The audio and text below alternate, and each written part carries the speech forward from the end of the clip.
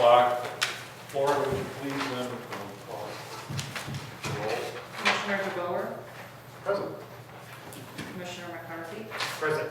Commissioner Wadley, Here. Commissioner Credence, Present. Chair Marson. Here. Okay, the first item is the approval of the prior meeting minutes from March 18th. Do I have a motion to approve the minutes? Move to approve the minutes. Do I have a second? Second. All in favor? Oh, we need roll call, right? Yep. Commissioner DeBoer, Yes. Commissioner McCarthy, Yes. Commissioner Wadley, Yes. Commissioner Credence, Yes. Chair Marson. Yes. Okay, the next item, we have 3 public hearings tonight, and we'll just touch on the first one. The first one, now I won't mention the other 2. The first one is the PC 2021-02.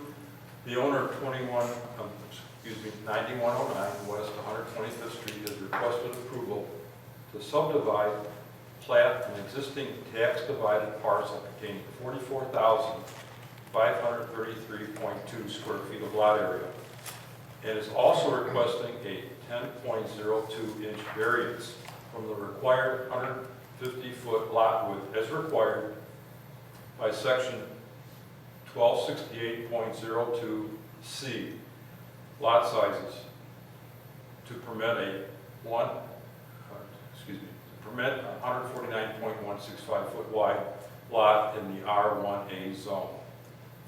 Do we have the applicant here today? Yes. Tonight?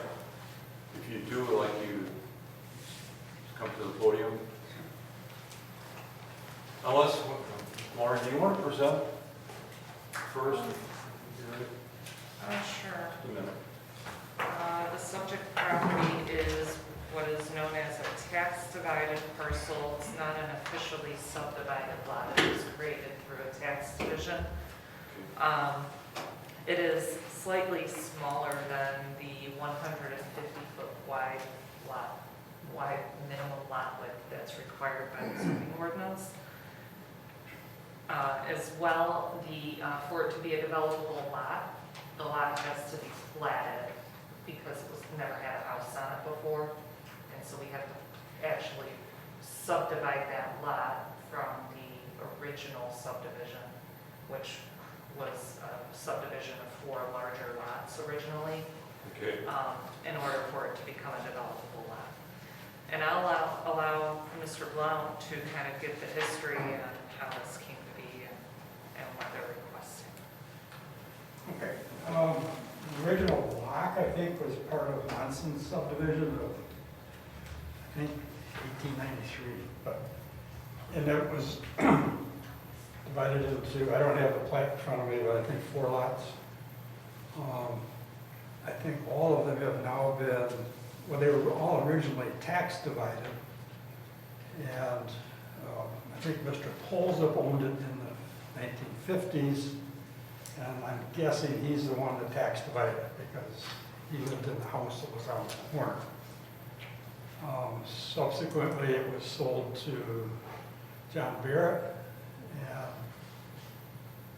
I don't think he bought the lot at the time the house was, he bought the house and then he bought the lot from Polzup later. All the other lots on the block, I believe, have now been, they were all originally tax divided except for Dr. Eisen's property. And I think that one was just officially subdivided recently. And the other ones were tax divided as this one was back in the 50s. So it's been existing like that for 60-some years. And all the other properties have been built on, with the exception of now the Eisen property, house has been raised, so that one's 2 vacant lots, but basically the same size as what is being proposed here. So that's pretty much the history. It's just trying to bring it in compliance basically with the existing code so we can get a building permit. Okay. At the end of the day, it's still over an acre. Right? Yes, it's larger, it's slightly over an acre, so no problems there. Okay. just less than a foot narrower than the Okay. code now requires.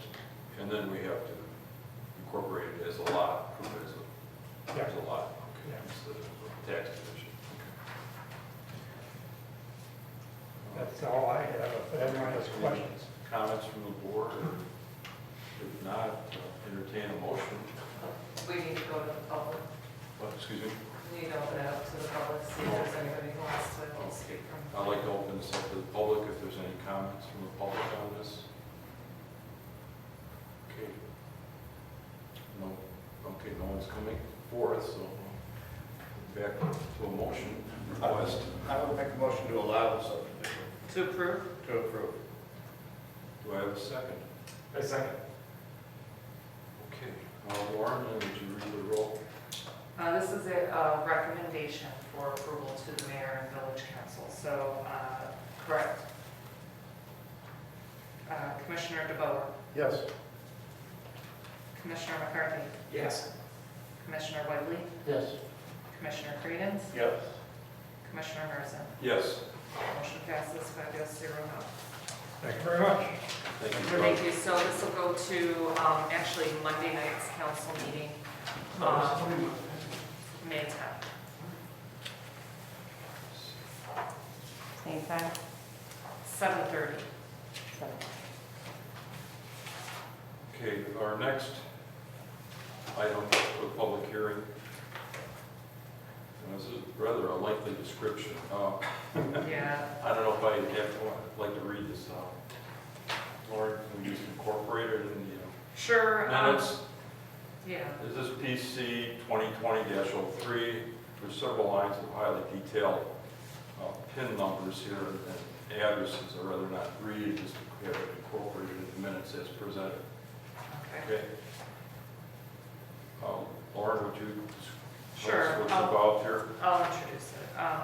Pursuant to section 1020.02 C2 of the municipal code, an application has been filed by the Village of Palos Park requesting that the village vacate both halves of 115th Street, 84th Avenue, 85th Avenue, Holmes Avenue, and two 16-foot public alley right-of-ways that are adjacent to the following village-owned properties. 1500 South 85th Avenue, 8501 West Route 83, 11505 South 85th Avenue, 11507 South 85th Avenue, 11500 Holmes Avenue, 11502 Holmes Avenue, 11508 Holmes Avenue, and 8400 Calsac Road in Palos Park. The application further requests that the vacated right-of-ways and previously noted parcels be consolidated into one lot of record. The village, these properties are all located north of Route 83. The village acquired these properties through the Cook County No Cash Bid program. When people fail to pay their taxes, the county sometimes acquires those properties, and municipalities are given the ability to acquire those and then return them back to the market or use them for municipal use. It is an economic development tool designed to assist municipalities and other taxing districts to return, as indicated, tax delinquent properties back to tax rolls or to some other beneficial use for the public. Now that we have assembled the parcels and we have the right-of-ways, the right-of-way can be vacated and consolidated with all of these parcels to create a usable piece of land. In their current configuration, the lots are too small to be, the existing lots are too small to be developed on their own. They are zoned residential, but they don't meet any of our requirements. And then the right-of-ways, we're never going to use them for roadway purposes. So the thought is to just simply vacate the right-of-way and so that it can be consolidated with the surrounding parcels and have that property available for future use. Right now, there are no plans for any use for that property, and I can answer any questions. Okay. And then I'd like to open this up for public hearing on this matter. I see there's some residents here. Does anybody like to speak on this matter? Please give us your name and address.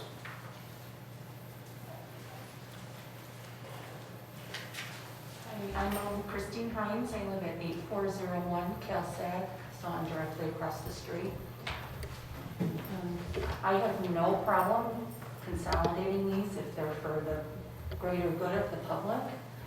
But if it's going to ever be a buildable lot for a residential or commercial venue, I would say no. There is the gas pipeline runs right through all of those parcels. We've had a rupture since I've been a resident. That caused me great inconvenience. And luckily I've stayed because we love Palos Park and we love our neighborhood there. And the fact that it is so wooded and private. But if I had wanted to sell within a few years of that happening, it greatly would have affected my property value. I don't really want to ever see another rupture of that line. Also, something that's been of great value to us is bike trail runs right through right there. Some of those parcels cross that, and I think that's not a good decision to go ahead and consolidate that into a parcel that someone could effectively then interrupt the bike trail system. If the village has intentions of wanting to get rid of the liability and they want to give it to the Forest Preserve or the Metropolitan Water Reclamation District or some kind of private not-for-profit bathrooms or a parking lot to enhance the bike trail, I'm all for that. But I think we need to be really careful that we're not going to put a commercial development there or a house. The street is already dangerous. We don't need another driveway. Take it from me.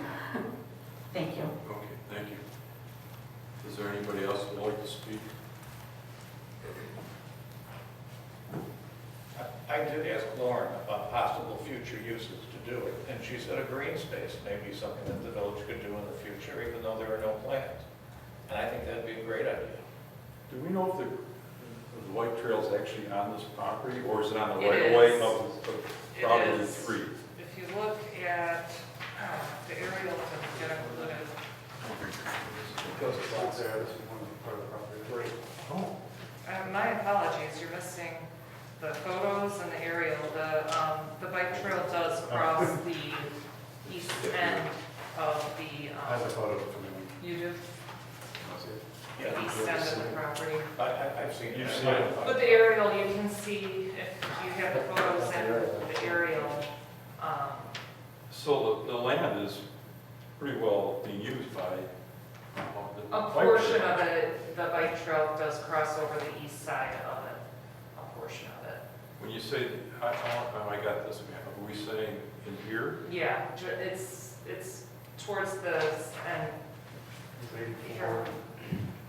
Do you have the aerial photo?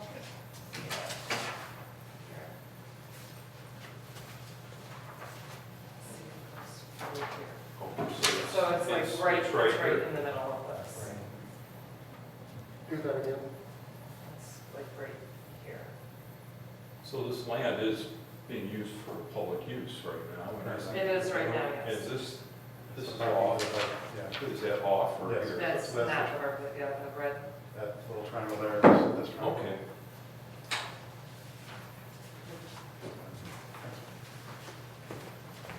Okay, well, that helps. I didn't see that before. That's what you get when you threw away from last meeting. She sent you a new one. I didn't see it in my pack before. I'm sorry. I thought I had it, Probably but- had in there. I don't know how that happened. Okay. Any other comments? Lauren, from the dimensions, it would never be buildable, correct? According to current code? As it's currently configured now, it's not developable. How do you say that? The lots are too small. They're zoned residential, they don't meet the Well, but 150. if it's all combined into one. Once it's all combined, but it's village owned, so it's zoned R1A. It could potentially, but I mean, it's village owned. It could potentially go commercial. Well, it would have to be rezoned, and the comprehensive plan currently calls, it designates it for,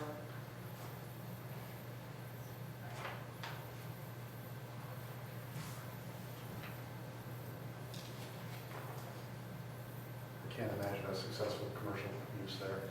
And no, the dimensions are too the comprehensive It's too plan. early. Yeah. That's too early. I think our comprehensive plan talks about we're integrating bike trails. Yeah, right. So here we It are. does, the So here- comprehensive plan had it grayed out, so no use essentially was recommended for it by the comprehensive plan, or open space, I believe.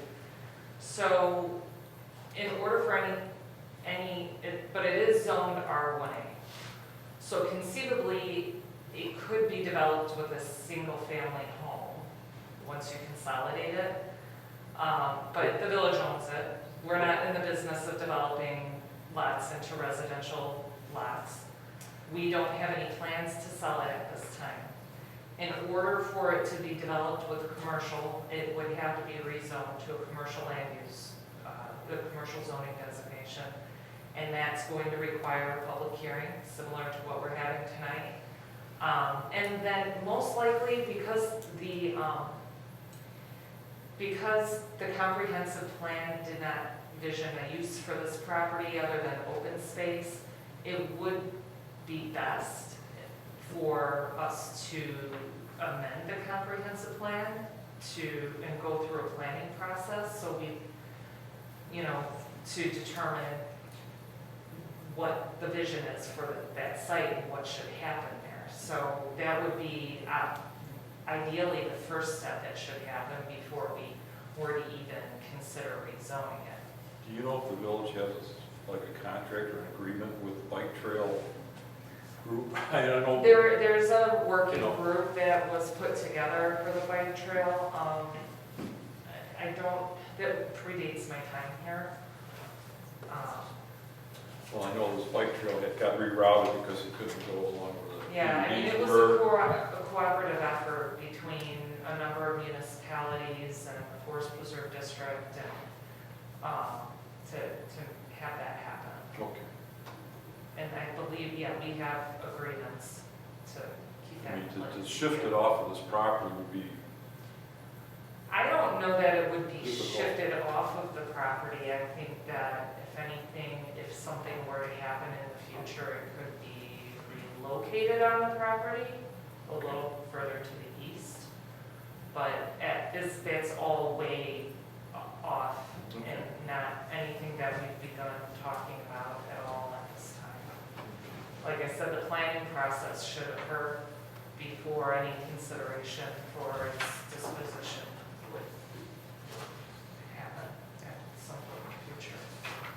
So the bike path can be moved. I don't And this know, thing I mean, can be used, essentially speaking, at some point. pardon? This can be used for either commercial or Not residential. without, it can be used for residential. It cannot be used Unless for it goes through another commercial cleaner. without going through a public process. It is zoned residential, but again, it's village-owned property. We're not in the business of developing residential lots, nor do we have any intention of selling the property. Okay. And as a current right-of-way, we really couldn't put shrubs or anything on it, right? Because it's currently a right-of-way that we can't obstruct. I'm not sure to the answer to that. I mean, we do actively, I wouldn't say actively, but we have planted trees in our undeveloped right-of-ways with tree bank fees. So I don't know that that is true. I think Okay. we might have the ability to do things with it, but it's, the intention for right-of-way is that it would be for roadway purposes. Right. But it is a liability for us to maintain these undeveloped right-of-ways. We have to cut down the trees, we have to, if there's utilities in there, we have to maintain the utilities. There aren't any in this particular case in the right-of-way.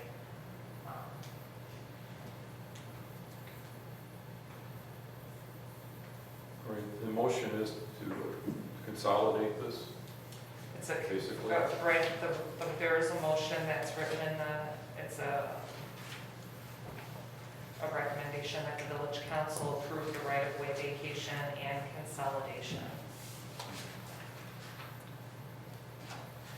If there's no further discussion by the board, I don't think there's anybody else in the audience. Would someone like to make a motion? Make a motion. Go ahead. Move to recommend that the village council approve the right-of-way vacation and consolidation of the existing undeveloped 115th Street, 84th Avenue, 85th Avenue, Holmes Avenue, and two 16-foot public alley right-of-ways with the surrounding properties.